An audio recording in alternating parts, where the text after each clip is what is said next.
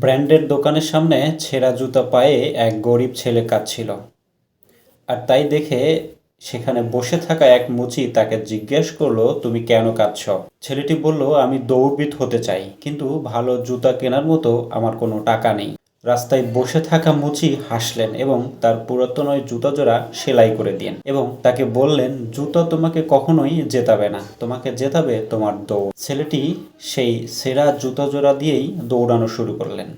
এরপর প্রথমে তিনি স্কুল প্রতিযোগিতা শুরু করলেন, এরপর বিভাগীয় প্রতিযোগিতা শুরু করলেন, এরপর জাতীয় পর্যায়ে দৌড়ালেন। বেশ কয়েক বছর পর সেই ছেলেটি দেশের দামি অ্যাথলেট। তাকে একটা ইন্টারভিউতে জিজ্ঞেস করা হয়েছিল, তোমার এই সফলতার রহস্য কি? তিনি হেসে বললেন, রাস্তার এক মুচি আমাকে বলেছিলেন, জুতা তোমাকে কখনো জেতাবে না, তোমাকে জেতাবে তোমার দৌড়।